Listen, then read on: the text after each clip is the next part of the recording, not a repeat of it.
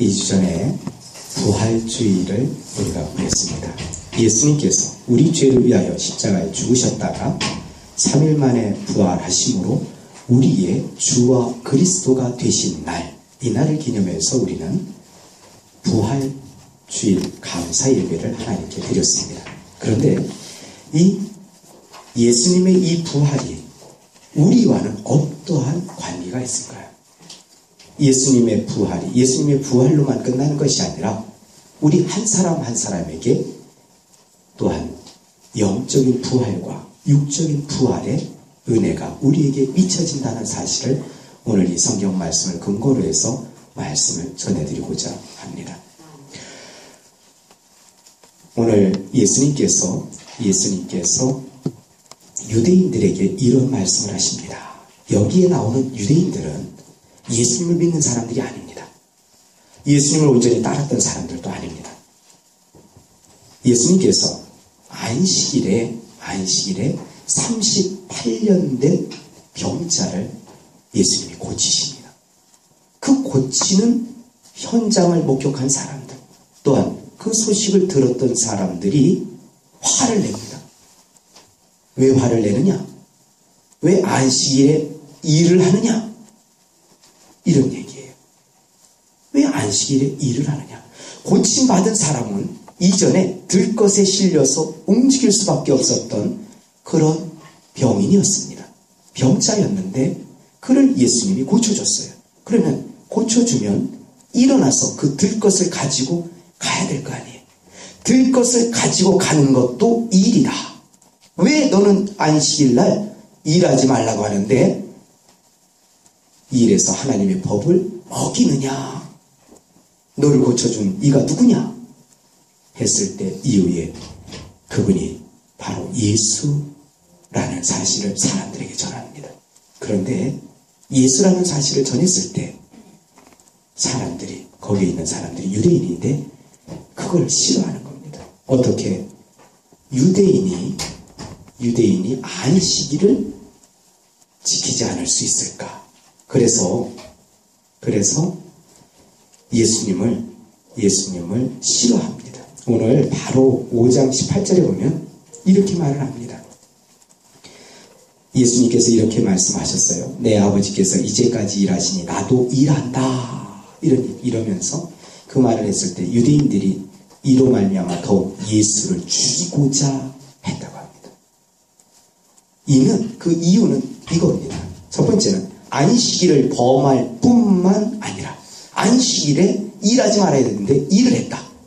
안식일을 범했다. 두 번째는 하나님을 자기의 친아버지라고 했다. 예수님은 하나님이 친아버지가 되십니다. 우리는 양아버지가 되는 거예요. 이 땅에서 하나님의 자녀가 된 사람들은 예수님을 영접함으로 인해서 다 양아들, 양딸이 됐어요. 양자의 영을 받아서 하나님을 아버지라 부르지만 실제는 친아들은 예수님밖에 없습니다. 예수님밖에 없는데 예수님이 당연히 하나님을 아버지라 부르는 건 당연한 거예요.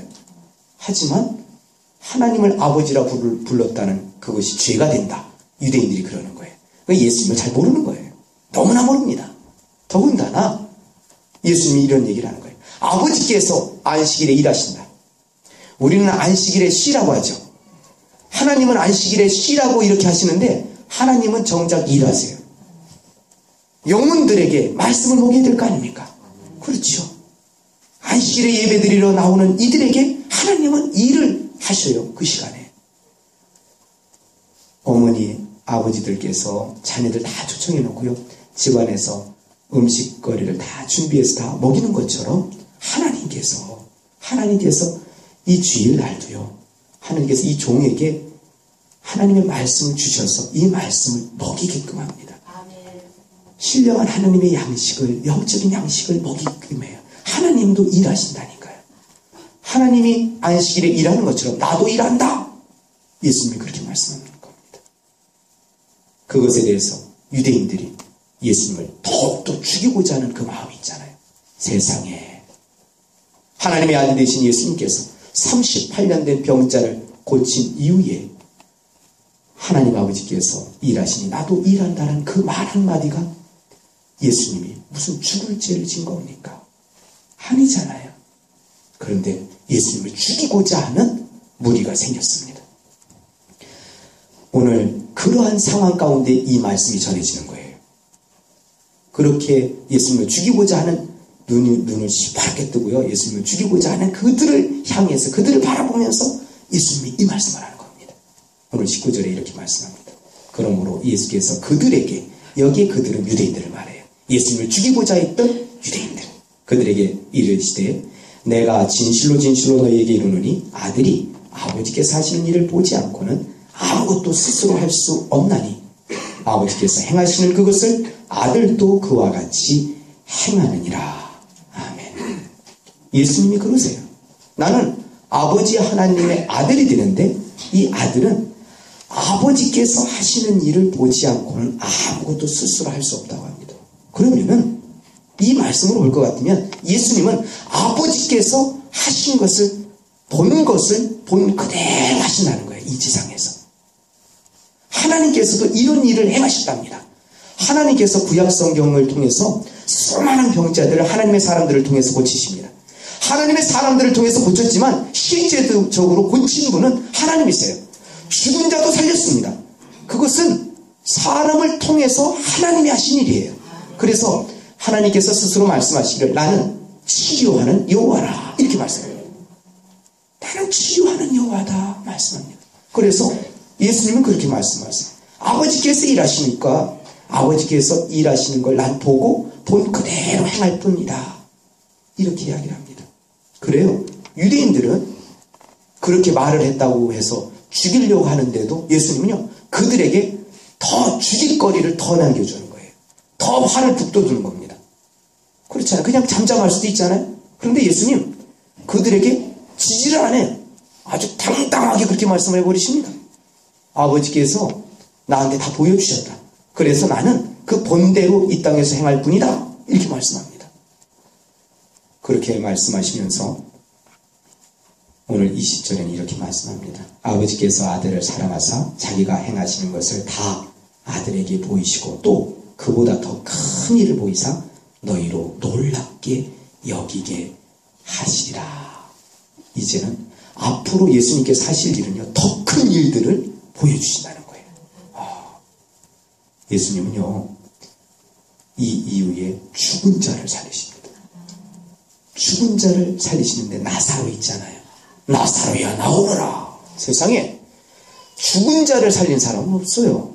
근데 죽은 사람을 3번씩이나 살린단 말이에요. 예수님이 이 지상에 계실 때에, 지상에 계실 때 육적으로 죽었을 때 혼이 빠져나간 사람을 살린 거예요. 가사 상태가 아니라 실제 죽은 사람을 예수님이 살리십니다. 그러니까 이 말씀이 그대로 입증되는 말씀이에요. 우리는 알고 있으니까 이때 말씀을 듣는 사람들은 앞으로 그냥 보게 될 사건이지만 우리는 기록된 말씀을 통해서 이후에 벌어질 일을 제가 간단히 소개를 했어요. 죽은 나사로를 살리는 그러한 놀라운 일도 보이셨습니다. 그런데 오늘 21절에는 그 예가 이렇게 나와요. 아버지께서 죽은 자들을 일으켜 살리신 같이 아들도 자기가 원하는 자들을 살리느니라 말씀합니다. 혹시 여러분 자신 마음 가운데 이런 마음을 갖고 있는 분 계시지 않습니까? 난 죽은 거와 다를 바가 없다. 지금 사경을 헤매는 분 계시지 않아요? 마음적으로 육적인 사경일 뿐만 아니라 그거는 기본이고 이 마음적인, 사람들이 볼 때는 다 멀쩡한 것 같은데 실제 내 마음은 그렇지 않은 경우가 있잖아요. 죽어 있는 것과 같은 사람이 있을 수 있어요. 제게 그런 감동이 돼요. 그런 분들은 이 말씀을 붙드세요. 아버지께서 죽은 자들을 일으켜 살리신 같이 아들도 예수님도 자기가 원하는 자들을 살리느니라 말씀합니다. 하나님이 죽은 자를 살리는 것처럼 당신이 내 자녀들, 당신이 원하시는 사람들을 살릴 수 있대요. 능력이 있습니다. 예수님은요, 예수 그리스도는 어제나 오늘이나 영원토록 동일하시다고 합니다. 그분은 그 옛날에만 그렇게 살렸던 분이 아니에요. 지금도 우리를 살릴 수 있는 분입니다. 그리고 여러분들의 삶 속에서, 우리의 삶 속에서 과거로 기억되는 여러 가지 사건들이 있을 거예요. 그 생각만 하면 우라가 치밀어 오시지 않습니까? 그 생각만 하면 버떡버떡 잠자다가도 일어나지 않습니까? 그런 부분들이 있다면 그 부분도 거기에서 치유해 주실 수 있는 분이 예수 그리스도이십니다. 그 부분 가지고는 기도를 안 해봤죠. 그 부분 가지고 하나님 앞에 기도를 나아가세요. 하나님, 이때 너무나 고통스러웠습니다. 이때 죽고 싶었습니다. 살 맛이 나지 않았습니다. 살 소망이 없었습니다. 그때 어떻게 해야 돼요? 주님 바라봐야 됩니다. 주님 살려주세요. 주님 살려주세요. 지금 죽을 것 같습니다. 죽을 것 같아요. 그런 모습으로 나아가면요, 예수님께서 지금도 우리의 주와 그리스도가 되셔서 우리를 살려주신다고 합니다. 왜냐하면 아버지께서 죽은 자들을 일으켜 살리셨어요.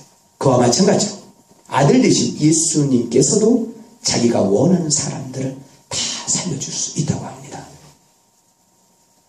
그리고 하나님 아버지께서요, 심판하는 권세를 아들 되시는 예수님께 다 넘겨주셨다고 합니다. 예수님이 이 세상에 다시 오실 때는요, 심판하러 오십니다. 처음 이 땅에 오실 때는 자기 백성을 저희 죄에서 구원하시기 위해서 오셨지만, 두 번째 오시는 이것을 강림이라고 그래요. 주님께서 다시 강림하신다. 이것은 재림. 두 번째로 오시는 그때는 심판하기 위해서 오십니다. 죄가 없는 사람은 상급을 받지만, 천국을 가지만, 그렇지 않으면요, 멸망을 받습니다. 오늘 오후 시간에 말씀을 전할 거예요. 근데 예수님께서 심판을 하시는 분으로 하나님 아버지께서 그 심판하는 권세를 다 맡겨주셨대요. 맡겨주신 예수님. 그러면서 왜 그 심판을 다 아들에게 맡기셨느냐? 그 이유를 이렇게 말씀합니다. 23절 다 같이 합독합니다. 이는 모든 사람으로 아버지를 공경하는 것 같이 아들을 공경하게 하려 하시니라. 아들을 공경하지 아니하는 자는 그를 보내신 아버지도 공경하지 아니하느니라. 아멘. 예수님을 공경하도록, 우리가 부모 공경이라는 얘기는 들어봤죠. 근데 예수님을 공경하라는 얘기는 잘 안 하잖아요. 근데 하나님 아버지께서 예수님께 심판하는 권한을 다 맡겨주신 이유가, 하나님의 아들 되신 내 아들이 심판하는 권한이 있으니까 너희는 그를 공경해라, 이렇게 해주셨답니다. 그런데 아들을 공경하지 아니하면 보이지 아니하는 하나님의 형상으로 이 땅에 오신 예수님, 그 아드님 되시는 예수님을 공경하지 아니하면 하늘에 계신 아버지도 공경하지 않는 거랍니다. 왜 이 말씀을 하실까요? 지금 유대인들은 예수님을 죽이려고 한다니까요. 이 말 들으면 어떻겠어요? 속에서 부글부글 끓겠죠. 더 죽이고 싶은 마음 생기겠죠. 아니면 철저히 회개하고 돌이키든지. 돌이키는 사람 거의 없어요. 더 마음이 강팍해지죠. 더 죽이려고 할 거예요. 근데 예수님은 그렇게 죽이려고 하는 사람들 앞에 아주 더 말씀하시네. 예수님이 이런 분이십니다. 그런데 제가 진짜 하고 싶은 말씀은 지금부터예요. 예수님께서 이 말씀을 하십니다. 내가 진실로 너희에게 이르노니. 여기가 너희가 누구라고요? 유대인들 말이에요. 예수님을 죽이고자 했던 유대인들. 이건 제자들도 있었겠지만 실제적으로 이 말을 들어야 될 사람은 유대인들입니다. 그런데 그들에게 이렇게 말씀하세요. 내 말을 듣고 또 나 보내신 이를 믿는 자는 영생을 얻었고 심판에 이르지 아니하나니 사망에서 생명으로 옮겼느니라. 이렇게 말씀합니다. 내 말을 듣고 나 보내신 이를 믿는 자는 영생을 얻었고 심판에 이르지 아니하나니 사망에서 생명으로 옮겼느니라. 아멘. 그러면서 25절 다 같이 합독합니다. 진실로 너희에게 이르노니 죽은 자들이 하나님의 아들의 음성을 들을 때가 오나니 곧 이때라. 듣는 자는 살아나리라. 아멘.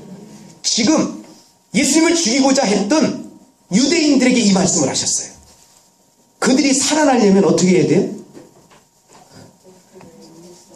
네, 답을 맞히셨습니다. 25절에 보니까 그 말씀 그대로예요.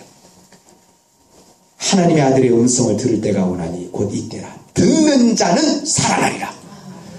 그러면은 지금 예수님을 죽이고자 했던 유대인들은 지금 어떤 상태에 있다는 얘기예요? 죽어있는 상태에 있다는 얘기예요. 그 얘기는 너희들은 지금 다 죽어있다. 너희들의 영이 다 죽어있다 이렇게 말을 합니다. 영적인 측면에서 하나님이 보실 때, 예수님이 보실 때는 너희는 다 죽어있어. 너희는 다 죽어있다 이렇게 말씀합니다. 그런데 너희가 살 수 있는 유일한 길이 있다. 유일한 길이 있는데 그것은 듣는 자는 살아나리라 이렇게 말씀합니다. 예수님이 전해주시는 그 말씀을 들어야 됩니다. 제가 한번 질문할게요. 분명히 이들이 귀머거리가 아닌 이상에는, 네? 귀머거리가 아닌 이상에는 이 말 다 들었을 거 아니에요. 그렇죠. 그러면 그들이 그 귀로 들었다고 해서 다 살아난다는 얘기일까요? 아니죠. 귀로 듣는다고 살아난다는 얘기가 아닙니다. 이걸 너무 단순하게 생각하지 마세요. 여기서 듣는다는 말은 우리가 네 집 아들 참 말을 잘 들어 이런 표현하고 똑같습니다. 참 말을 참 잘 들어요. 이 얘기는요, 그 말을 듣고 그대로 순종하는 사람을 말 잘 듣는다고 하거든요. 그렇지 않아요? 그것을 듣는다고 그래요. 지금 이들은 듣는 사람들이 아니에요. 이 예수님을 죽이고자 했던 사람은 예수님의 말씀을 듣는 사람들이 아니에요. 너희들은 지금까지 듣지 않았다. 그렇지만 이제 듣는 사람이 된다면 너희들은 살아난다. 예수님이 전해주신 좀 전에 하셨던 말씀이 있죠. 19절부터 시작해서 23절까지의 말씀. 그게 다 예수님이 전한 그 말이에요. 말씀이에요. 그 말씀을 들었으면 듣고 그걸 믿어야 됩니다. 그 믿고 나서는 그대로 행해야 됩니다. 그것을 한마디로 뭐하는 사람? 듣는 사람 이렇게 얘기를 하는 거예요. 예수님은 우리가 보통 사용하는 듣고 믿고 그대로 순종하는 것을 한마디로 듣는 자는 이렇게 표현한 거예요. 그것을 듣는다 표현한 겁니다. 그러니까 우리도 한번 자세하게 우리 자신을 되돌아봐야 됩니다. 내가 진정 주님의 말씀을 듣는 사람인가? 혹시 들을 때는 열심히 듣고 말씀 들을 때는요 기쁨으로 받죠. 그런데 바깥에 나가서는 그거 다 잊어먹고 살지는 않습니까? 이런 사람을 성경은 돌밭에 뿌려진 씨, 그러니까 돌밭에 뿌려진 씨의 비유를 예수님 말씀하셨어요. 그게 뭐냐? 들을 때는 열심히 들어요. 아멘 아멘 들어요. 그 마음에 뜨거워졌어요. 중심 아멘 그렇지 했는데 화장실 들어갈 때하고 나올 때 마음이 달라지는 것처럼 말씀 들을 때는 뜨겁게 들었는데 나가서는 그 말씀이 나에게 영향력이 없습니까? 그거는 돌밭에 뿌려진 씨하고 똑같습니다. 본인에게 유익이 없어요. 그리고 또 비유를 예수님 말씀하실 때 가시떨기 밭에 뿌려진 씨 얘기하죠. 씨가 뿌려져서 싹이 올라오는데 가시떨기 나무로 인해서 그 싹이 어느 정도 올라와서 기운이 막힌대요. 햇빛을 볼 수가 없잖아요. 못 자라는 거예요. 그런 사람은 어떤 사람이? 염려하는 사람, 근심하는 사람. 그런 사람은 그렇게 된다는 거예요. 혹여 우리의 모습이 그렇지는 않습니까? 둘 다 돌밭에 뿌려진 씨나 가시떨기 밭에 뿌려진 씨나 하나님의 말씀을 받긴 받았어요. 받았으면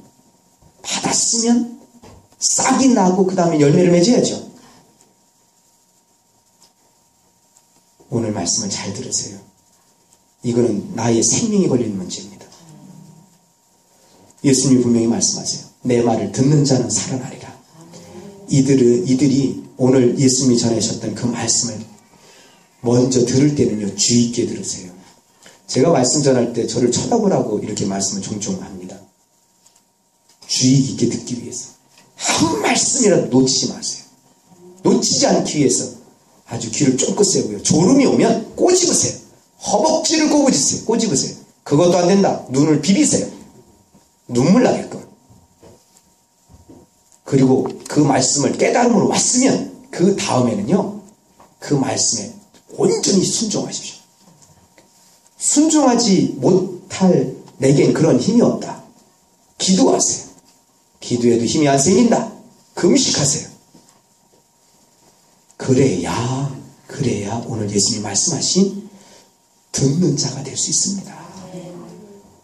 죽은 자가 살아나는 거예요. 죽은 자가 살아나야 되는데 예수님은 말씀을 전해주십니다. 예수님은 말씀을 전해주시는데 듣는 사람이 그 말씀을 주의 깊게 듣고 그 말씀을 마음판에다 새긴 다음에는요, 그대로 실천하세요. 그대로 실천하면 그런 사람을 듣는 자라 이렇게 말을 합니다. 그 듣는 사람은 살아납니다. 여기서 살아난다는 얘기는 무엇이냐? 하나님과의 관계가 지금 끊어져 있었던 사람이에요. 이걸 영적인 사망이라고 합니다. 우리 모든 사람들은요, 이 지상에서 태어날 때부터 영적인 사망 가운데 죽어있는 상태에서 태어난다니까요. 영적으로 하나님과 관계가 끊어진 상태에서 다 태어났습니다. 태어났는데 예수님이 전해주시는 이 말씀을 듣는 사람들은 듣는 그 순간에 살아납니다. 그 영이 살아납니다. 하나님의 말씀, 그래서 말씀을 듣는 자리가 그렇게 중요한 겁니다. 하나님의 말씀을 듣는 자리에 성령께서 역사하여 주셔서 그를 다시 태어나게 합니다. 태어나야 사는 거 아니에요? 거듭날 때 그 사람은 생명이 주어집니다. 그래서 오늘 말씀처럼 예수님의 말을 들어야 됩니다. 예수님의 말을 듣는 사람은 곧 그를 보내신 하나님을 믿는 사람입니다. 예수님을 믿는 사람, 예수님의 말씀을 듣는 사람은 곧 그를 보내신 이 세상에 보내신 하나님을 믿는 사람입니다. 그런 사람들에게 뭐가 주어져 있다고요? 무엇이? 영생이 그 사람에게 있답니다. 영원의 생명의 씨앗이 그에게 심겨졌어요. 영생이 주어졌다니까요. 그리고 그는 이후에 심판받지 않습니다. 심판받지 않고 그는 현재 상태가 어땠다고요? 사망에서 생명으로 옮겨졌습니다. 예수님의 말씀을 듣는 사람은 듣는 그 순간에 그 사람의 영이 하나님과의 관계가 다시금 회복된다는 것을 이렇게 표현하는 거예요. 그래서 그때부터는 영생을 얻었다고 하는데, 영생은 유일하신 참 하나님과 그가 보내신 자 예수 그리스도를 아는 것이라고 합니다. 유일하신 참 하나님과 그가 보내신 예수 그리스도와의 사귐의 교제를 그때부터 하기 시작합니다. 얼마나 행복합니까? 하나님과 예수님이 나와 늘 동행하면서 살아간다. 여러분, 사랑하는 사람, 나를 사랑해주고 나를 인정해주고 나를 위해서 목숨까지 내버리셨던 그분이 나와 함께 하신다. 그러면 그 사랑하는 사람과 함께 죽을 수 있지 않아요? 여러분, 사랑을 안 해봤나요? 진짜 사랑하는 사람은요, 사랑하는 사람을 위하여 대신 죽을 수 있잖아요. 그래서 주님을 사랑하는 마음이 더욱더 넘쳐나면 주님을 위해서 나의 모든 것을 드릴 수 있습니다. 가장 귀한 것이 자신의 몸입니다. 자신의 전 생애를 주님께 바치는 거예요. 그것이 첫 번째. 우리는요, 예수님만 살아난 게 아니에요. 예수님이 전해주시는 그 말씀을 듣는 사람들 또한도 우리의 영이 살아납니다.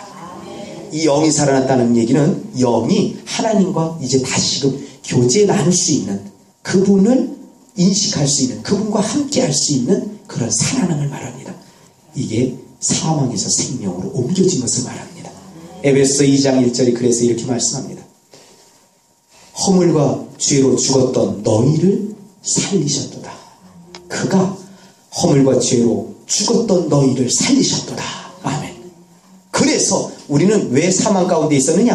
허물과 죄 때문에. 다 하나님과 관계가 다 끊어져 있었어요. 이것을 영적인 사망이라고 합니다.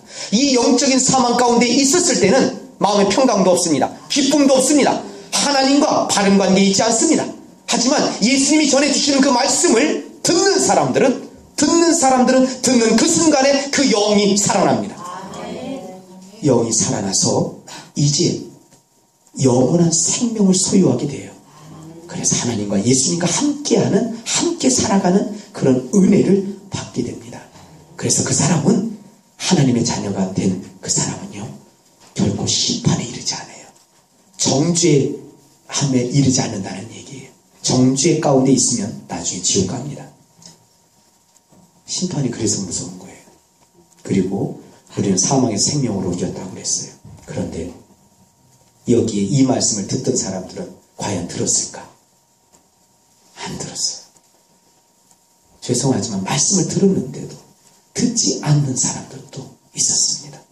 지금 이 시간도 마찬가지입니다. 내가 예배 자리에 참석했다고 지금 귀를 쫑긋 세우고 들었다고 다 들은 게 아닙니다. 우리 자신을 쳐서 복종시키세요. 철저하게 오늘 이 들은 말씀을 가슴에 새기십시오. 그 예수님의 말씀 듣는 사람이 되세요. 귀 기울여 듣고 그 말씀을 하나님의 말씀으로 받고 그 다음엔 그 말씀을 삶 속에서 실천하십시오. 힘이 없기 때문에 하나님 앞에 무릎 꿇고 기도함을 통해서 성령이 주시는 능력을 힘입어서 그 일을 감당해 나가야 됩니다. 빌립보서 4장 13절은 우리에게 이렇게 말씀합니다. 내게 능력 주시는 자 안에서 내가 모든 것을 할 수 있느니라 말씀합니다. 우리는 능력 없습니다. 그러나 하나님은 능력이 있습니다. 하나님께서 우리에게 능력 주시면 우리는 다 할 수 있습니다. 못하는 게 어디 있습니까? 모든 것을 다 할 수 있습니다. 우리에게 부족한 것은 하나님께서 하나님의 능력을 채울 공간이라는 사실을 그걸 인정하고요. 하나님 앞에 이제 무릎으로 나아갈 수 있기를 바랍니다. 그리고 또 하나의 귀한 약속의 말씀이 있습니다. 29절에 보니까 28절 29절 다 같이 합독합니다. 이를 놀랍게 여기지 말라. 무덤 속에 있는 자가 다 그의 음성을 들을 때가 오나니 선한 일을 행한 자는 생명의 부활로 악한 자를 행한 자는 심판의 부활로 나오리라. 아멘. 이것은 영이 살아나는 것을 말하는 게 아니에요. 영적인 부활이 아니라 우리가 이 세상을 떠나게 되면 영혼과 육신이 분리되죠. 그래서 이 육신은 화장이 되든지 아니면 무덤에 묻히죠. 이때 당시는 이 사람들은 화장이라는 걸 몰라요. 그러니까 여기 무덤이라는 얘기를 그냥 쓴 게 아니에요. 그때 시대는 화장 문화가 아니에요. 이 문화는. 그렇기 때문에 무덤 속에 있는 자, 이 사람은 죽은 사람들 말합니다. 잠자고 있는 자, 그리스도 안에서 잠자고 있는 사람들 뿐만 아니라 그리스도와 관계없이 세상을 떠나서 무덤 속에 있는 사람들, 그 모든 죽은 사람들이요 몇 년 지나면 흙이 다 돼버리죠. 그렇죠. 시간 지나면 뼈만 남을 거고 뼈도 나중에는 흙으로 다 가잖아요. 이 무덤 속에 있는 사람들이 다 흙으로 돼 있을 거 아니에요. 그런데 그 흙으로 된 그 한 사람 한 사람이 주님의 음성을 들을 때가 온답니다. 주님께서 그 흙들을 향해서 명령을 하신대요. 흙으로 돌아간 그 한 사람 한 사람 향해서 명령을 하실 때 그 사람들이 부활합니다. 이게 우리 영혼이 이후에는요 세상을 다 떠나게 되면 전도서 12장 7절에는 이렇게 말씀합니다. 흙은 여전히 땅으로 돌아가고 신은 영은 그것을 주신 하나님께로 돌아가기 전에 기억하라 그래요. 우리 영은요 이 육신에서 빠져나가면 이 영혼을 우리 육신에 부어주셨던 넣어주셨던 하나님께로 돌아갑니다. 그래서 돌아가셨다고 하는 거예요. 그런데 그 영이 예수님 이 땅에 다시 오시는 그날에는요 그 영을 부활체로 주님께서 만드십니다. 그때 이렇게 하시나 봐요. 예수님께서 각각의 무덤을 향해서 주님이 명을 하신답니다. 명을 하시면 주님이 말씀하시면 갑자기 위에 있는 하늘에 올라가 있는 영과 이 몸이 함께 어우러져서 예수님이 부활했던 것처럼 부활체로 홀인 변화가 된답니다. 그런데 부활해서 어디로 나아가느냐? 오늘 성경은 이렇게 되어 있어요. 선한 일을 행한 자는 무슨 부활이요? 생명의 부활로. 생명을 얻기 위한 부활이 된다는 거예요. 생명을 목표로 해서. 생명을 얻기 위해서 부활되는 거예요. 그런데 악한 일을 행한 자는 무슨 부활이요? 심판의 부활로. 둘 다 부활됩니다. 이 세상에 있는 선인이든 악인이든 다 부활되는데 어디를 향해서 심판받기 위해서 부활되는 사람이 있고 생명을 얻기 위해서 부활되는 사람이 있습니다. 그런데 이 결정은 어디서 되겠어요? 여러분, 예수님 믿는 사람이 악해질 수 있을 것 같아요? 아니요. 예수님 믿는 사람 악해질 수 없습니다. 예수님 믿는 사람은 악인이 선인으로 되어 그리고 변화되어 가기 시작합니다. 우리가 예수님 믿음으로 예수님의 말씀을 들음으로 생명을 사망에서 생명으로 옮긴 것을 만족하지 말고요. 그 이후에는 선한 일을 계속해서 이루어나갈 수 있기를 소망합니다. 그래서 우리 또한 다 이 영혼이 우리 몸에서 다 빠져나갈 거예요. 100년 안쪽으로 우리 다 갈 겁니다. 다 가실 텐데 승천하신 그 예수님처럼 사는 가운데 승천하는 분 빼고 그런 분도 있을 수 있으니까. 그런데 보통은 다 이 영혼이 이 육신에서 다 빠져나가서 주님께로 갈 거예요. 그러나 바라기는 그렇습니다. 우리가 이 땅에서 예수님의 말씀에 철저히 듣는 자가 되어서 철저히 순종하는 사람이 되어서 생명의 부활로 부활체로 설 수 있기를 소망합니다. 한 분도 심판의 부활에 참여하는 사람 없기를 소망합니다. 우리뿐만 아니라 우리가 왜 오늘 이 말씀을 듣겠어요? 우리 자신뿐만 아니라 우리의 부모님들, 우리의 형제 자매들, 이분들이 오늘 주님이 말씀하신 것처럼 그 말씀을 들어야 되죠. 말씀을 들어야 사망에서 생명으로 옮길 거 아니에요.